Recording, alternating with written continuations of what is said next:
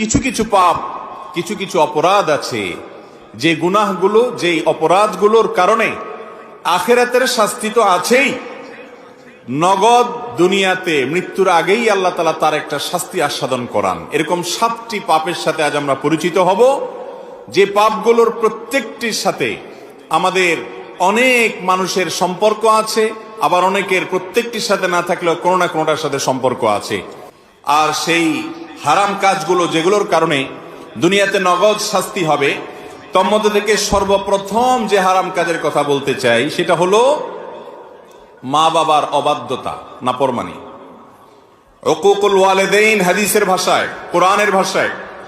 আর এই সম্পর্কে মুস্তাদরাকে হাকিমের একটি হাদিসে নবী করিম সাল্লাল্লাহু আলাইহি সাল্লাম বর্ণনা করেছেন, যে হাদিসটি বর্ণনাকারী সাহাবী আনাস ইবনে মালিক, তিনি বলেন নবী করিম সাল্লাল্লাহু আলাইহি সাল্লাম বলেছেন, ওয়া বাবানি মুআজ্জালানি উকুবাতুহুমা ফিদ দুনিয়া আল বাগয়ু ওয়াল উকুক।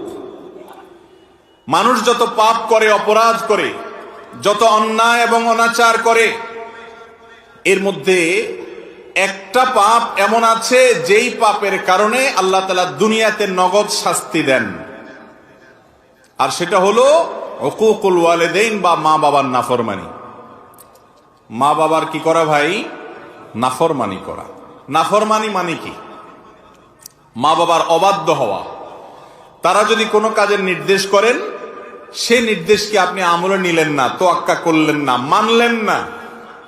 মা বাবার আদেশকে লঙ্ঘন করলেন, পাত্তা দিলেন না, কথা শুনলেন না, এবং তাদের প্রতি অবিচার হয়, জুলুম হয়, অথবা তাদেরকে ধমক দিয়ে কোনো কথা বললেন, এরকম কোনো কাজ যদি করেন, সেটা হলো মা বাবার কি করা ভাই? নাফরমানি করা। দ্বিতীয় নম্বর হলো জুলুম এবং অত্যাচার। এই একই হাদিসে মুস্তাদরাকে হাকিমে আসছে, নবী করিম সাল্লাল্লাহু আলাইহি সাল্লাম বলেছেন আল বাগিয়ুর কথা। এই আল বাগিয়ুর এই পয়েন্টটা আরো অন্যান্য হাদিসেও আসছে। দুনিয়াতে যদি কেউ কারোর প্রতি জুলুম করে, এর বিচার আল্লাহ তাআলা আখিরাতে তো করবেনই। আয-যুলমু যুলুমাতুন ইয়াউমাল কিয়ামা, কিয়ামতের দিন দুনিয়ার এক একটা জুলুম বহুমুখী অন্ধকার হয়ে মানুষের কাছে হাজির হবে, কোন আলো সে দেখতে পাবে না, বিপদ তার সামনে আসবে। আর আল্লাহ লানাতুল্লাহি আলা যালিমিন তো আছেই। এত কিছুর পরেও মানুষের প্রতি যদি আপনি অবিচার করেন, জুলুম করেন, দুনিয়াতে আল্লাহ নগদ শাস্তি দেন। নাম্বার 3, কোন মুসলমানের ইজ্জত নষ্ট করা। এটা খুব ভয়াবহ একটা ব্যাপার। নবী করিম সাল্লাল্লাহু আলাইহি সাল্লাম বলেছেন, যদি কোনো মানুষ কোনো একটা মানুষকে এমন কোনো জায়গায় অপমান করে